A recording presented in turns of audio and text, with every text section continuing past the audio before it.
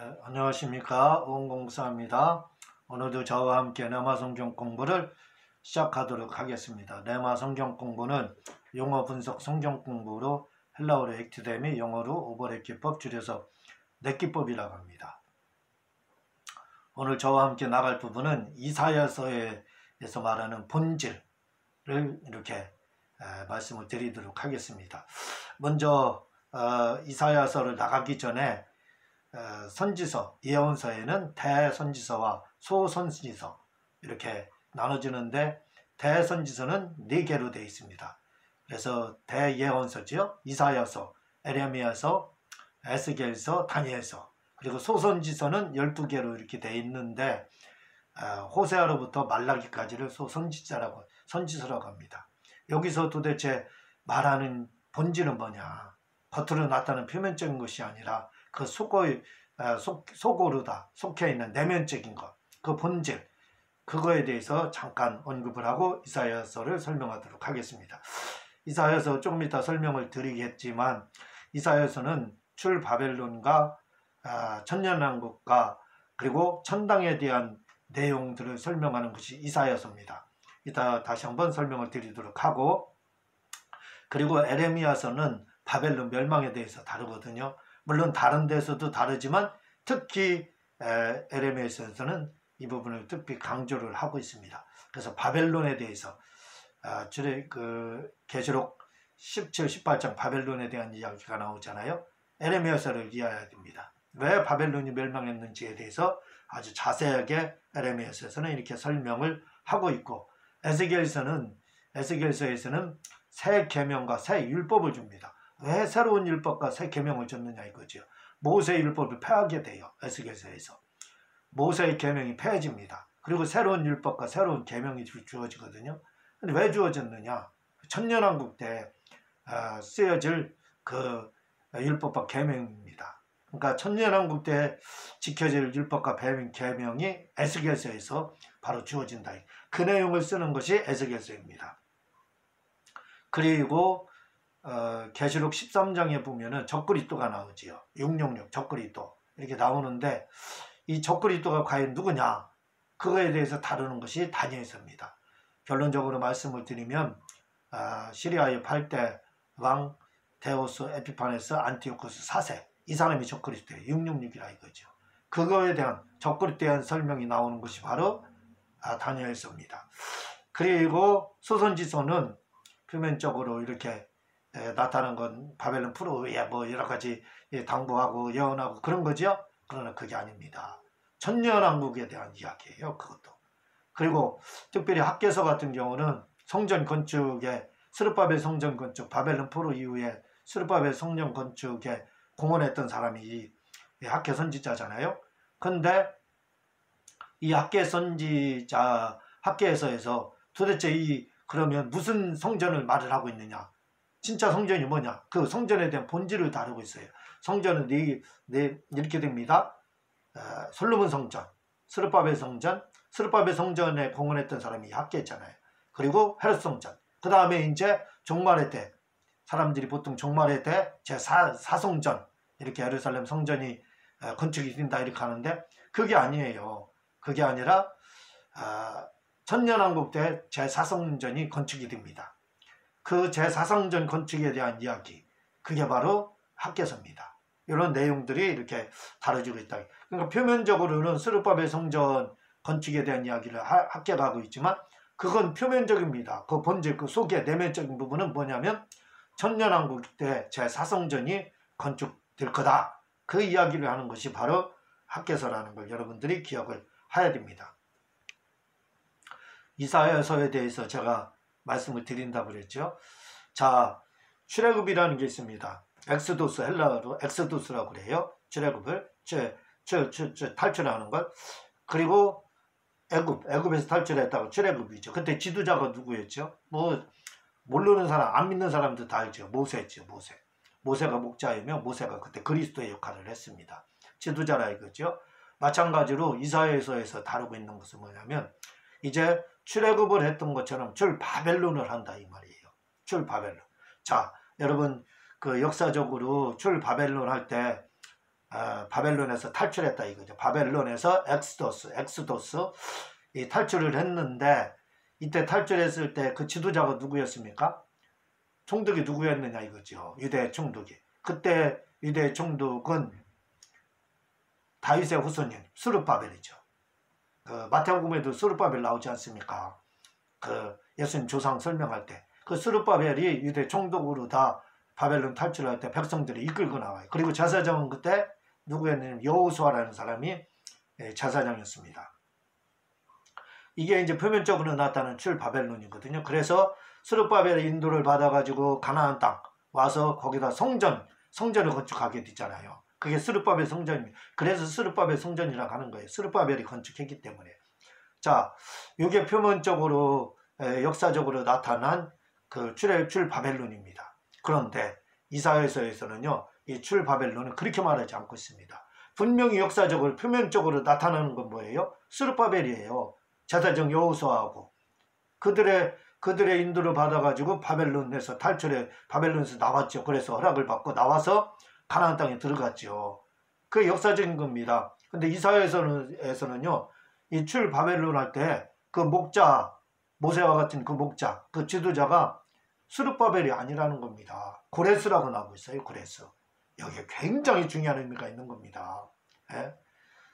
분명히 역사적으로 표면적으로 나타나는 건 스룹바벨이에요. 그러나 이사야서에서는 뭐라고 말하나요? 출바벨론 할 때 그 지도자, 그가 누구냐면 바로 고레스 황제다, 이렇게 이야기를 하고 있습니다. 고레스가 누굽니까? 메다와 바사. 메다는 다리오, 바사는 고레스죠. 두 나라가 연합을 해가지고 바벨론을 멸망시키지 않습니까? 그래서 페르시아를 세웠잖아요. 물론 이 다리오라는 사람이 누구냐면 이 고레스의 장인입니다. 그리고 외삼촌이에요. 그 둘이 그렇게 해서 연합을 해가지고 바벨론을 물리치게 됩니다. 바벨론 멸망을 시키게 되는 거죠.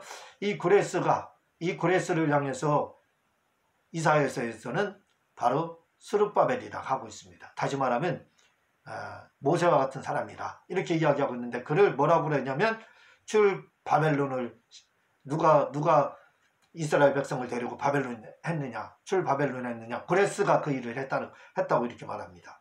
그래서 고레스를 향해서 이사야 44장 28절에서는요 나의 목자, 이렇게 이야기하고 있고, 이사야 45장 1절에서는 나 여호와는 나의 기름받은 고레스의 오른손을 잡고, 고레스 오른손을 잡고 출바벨론 했다, 이렇게 이야기를 하는 거예요. 이게 본질입니다. 그렇죠? 역사적으로는 스룹바벨이에요. 그런데 이사야서에서는 뭐예요? 또 다른 걸 말을 하고 있습니다. 예? 출바벨론을 한다 이거죠. 똑같이 출바벨론을 한다 이거죠. 그런데 그가 누구냐면 스룹바벨이 아니라 고레스라는 겁니다. 고레스 황제가. 그럼 고레스에 대해서 뭐라고 말을 하고 있어요? 말씀드렸듯이 목자, 지도자라는 겁니다. 이스라엘에. 그리고 고레스를 기름 부음 받은 자라고 나오고 있어요. 기름 부음 받은 자를 헬라어로 크리토스. 그걸 우리가 뭐냐고 그리스도, 예수 그리스도 할 때 그리스도입니다. 그리스도라는 말이 무슨 뜻이냐면 기름 부음 받은 자라는 뜻이에요. 근데 바로 고레스가 기름 부음 받은 자라는 겁니다. 예수님이라는 거예요. 예수님이라는. 결국 뭐냐? 종말의 때 계시록에 예수님이 바벨론을 멸망시키고 이제 천년왕국에 들어가고 하잖아요. 그렇게 예수님이 그 일을 합니다. 그 일을 하는데 그걸 뭐라고요? 누가 한 거라고? 고레스가 한 거로 이렇게 이야기를 하고 있어요. 그러니까 종말의 때 예수님이 하실 걸 상징적으로 고레스로 이렇게 말을 하고 있습니다. 고레스가 그 일을 했다는 거예요. 그래서 출바벨론한 건 역사적으로 스룹바벨에 있어야 됐지만 본질적으로, 내면적으로, 영적으로는 뭐라고요? 고레스가 그 일을 했다는 겁니다. 결국 예수님을 말을 하고 있는 거예요. 예수님이 그 일을 했다는 거예요. 그래서 고레스의 모든 삶은 예수님을 상징하고 있어요. 왜? 그리스도라고 했기 때문에. 그래서 이사야서는 뭐를 말을 하고 있다고요? 결국은 계시록을 말을 하고 있는 거예요. 계시록을 또 다르게 이렇게 표현을 하고 있는 겁니다. 그래서 그 부분에 대해서 제가 이렇게 설명을 지금 드리려고 하는 거예요. 고레스가 메다왕 누구요? 다리오. 그게 누구라고요? 장인이에요. 고레스의. 그리고 외삼촌입니다. 외삼촌님의 장인이었던 이 메다왕 다리오하고 연합을 해가지고 바벨론을 멸망을 시킵니다. 계시록 17장 18장이 바벨론 멸망이 나오잖아요. 그게 예수님에 의해서 멸망받은 건데 똑같이 뭐라고 이사야서에서는 고레스가 그 일을 했다는 거예요. 멸망시킨다는 겁니다. 다시 말하면 이게 뭐를 말을 하고 있느냐면 고레스와 메대왕 다리우에 의해서 연합을 해가지고 바벨론을 멸망시켰잖아요. 이걸 뭐라고 이야기하냐면 공중재림이다. 이렇게 이사야서는 이야기를 하고 있는 거예요. 그게 공중재림이라는 겁니다. 계시록에서는 계시록 7장 공중재림이 7장에 있게 되거든요. 바로 그 7장을 말을 하고 있는 거예요. 그리고 고레스가 자기가 연합을 해서 바벨론을 멸망시킵니다. 그리고 멸망을 시킨 다음에 자기 외삼촌님의 장인인 다리우에게 바벨론과 그리고 페르시아, 메대와 바사 지역 전체를 다 다스리게 합니다. 2년 동안 통치하게 해요.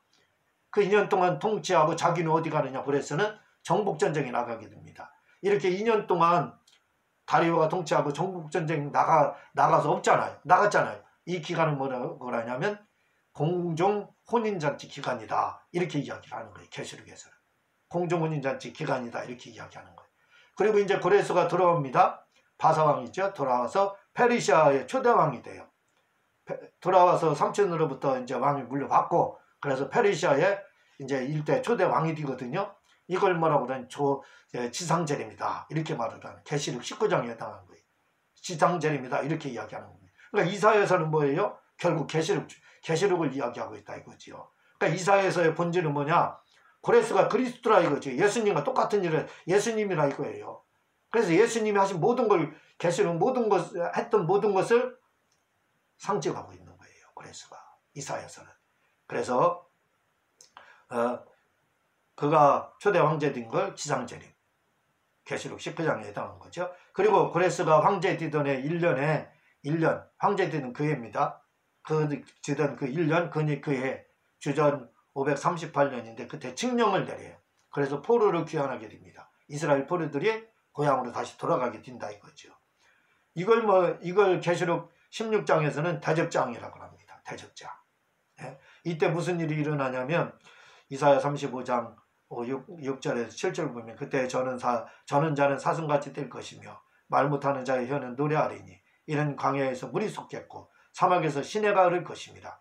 뜨거운 사막이 변하여 못이 될 것이며 메마른 땅이 변하여 원천이 될 것이며 승냥이에 눕던 곳에 풀과 갈대와 푸들이 날 것이며 이렇게 이야기를 하고 있는데 여기서 사막이 변하여 못이 된다는 건 연못이 될 것이다 이 말이고 메마른 땅이 변하여 원천이 된다. 원천은 샘을 말을 하고 있어요. 샘이 될 것이며 승냥이는 이리를 말하거든요. 늑대. 이리가 눕던 곳에 풀과 갈대와 푸들이 날 것이다. 이렇게 이야기하는데 이렇게 고레스가 칙령을 내려서 포로 귀환을 하게 되는데 이걸 뭐라고요? 이사야 36장에서는 사막이 변하여 물이 되고 샘이 솟고 막 이런 역사가 나타나는 것, 지각 변동이 일어나는 것, 그걸 말을 해요. 그게 어디에 해당합니까? 계시록 16장에 해당해요. 계시록 16장을 말을 하고 있다 이 말입니다. 그리고 537년 즉위 2년 고레스가 즉위 2년에 디전에 성전을 건축해요. 성전 건축을 하게 됩니다. 그게 스룹바벨 성전이죠. 근데 그 성전이 건축되는데 이 성전이 바로 천년왕국 때 건축될 제4성전을 바로 의미하고 있는 겁니다. 그러니까 출애굽 바벨론 하고 그해 2년 뒤전에 스룹바벨 성전이 되는 성전이 건축되거든요. 이건 뭘 말을 하냐, 뭘 상징하느냐, 영적으로 바로 천년왕국 때 제4성전이 지어질 것을 상징한다 그 말입니다. 그리고 고레스가 이렇게 페르시아의 초대 황제가 됩니다. 그리고 나서 9년을 통치해요. 9년밖에 못합니다. 죽어요. 9년을 통치하는 이 기간을 뭐냐고 그러냐면 천년왕국 기간이다 그러는 겁니다. 천년왕국 기간. 그래서 그리고 고레스가 죽게 됩니다. 이 죽는 것을 뭐라고 그러냐면 천당에 간 것으로 말을 하고 있어요. 그래서 고레스가 9년을 통치한 것을 페르시아에서 황제가 돼서 9년을 통치하는데 이 통치를 뭐라고요? 천년왕국이라고 하는데 이게 이사야 65장에 해당해요. 그리고 고레스가 죽는 것, 이것은 천당에 간 것을 말을 하거든요. 그것은 이사야 66장을 말을 하고 있습니다. 이사야 65장 17절 이하를 보게 되면 보라 내가 새하늘과 새 땅을 창조해. 우리는 새하늘과 새 땅 이렇게 65장에서 나오기 때문에 이것이 계시록에서 말하는 그 새하늘과 새 땅이다. 뭐 계시록 21장에서 말하는 새하늘과 새 땅이다. 이렇게 여러분들이 생각할 수 있겠죠? 아닙니다. 이건 천년왕국을 말을 하는 거예요. 왜냐하면 20절에 보면은요, 거기는 날수가 많지 못하며 죽는 어린이와 수완이 차지 못한 노인이 다시는 없을 것이라. 곧 100세 죽는 자를 젊은이라 하겠고 100세가 못 뛰어 죽는 자는 저주받은 것이라. 그리고 25절에 이리와 어린 양이 함께 먹을 것이며 사자가 소처럼 찜을 먹을 것이며 뱀은 흙을 양식으로 삼을 것이니 나의 성산에는 해함도 없겠고 상함도 없으리라. 이렇게 나오고 있거든요. 왜 그러면 이사야 65장은 이 말씀 말하는 새하늘과 새 땅 천년 왕국을 말하느냐? 그건 간단해요. 20절에 보면 100세 죽는 자가 있다는 겁니다. 하늘나라, 천당, 새하늘과 새 땅, 새 예루살렘은 어떻게 돼? 죽는 사람이 없습니다. 근데 여기 죽는 사람이 있다는 거예요. 그리고 새하늘과 새 땅인 천당에서는 이리가 없어요. 사자도 없고 뱀도 없습니다. 근데 이사야 65장은 있다고 하거든요. 그러니까 여기는 어디예요? 새하늘과 새 땅이라는 말이 나오지만 천년왕국을 말하는 거지 천당인 아버지의 집인 새 예루살렘을 말하는 것은 아니다 이거예요. 그리고 계시록 6장에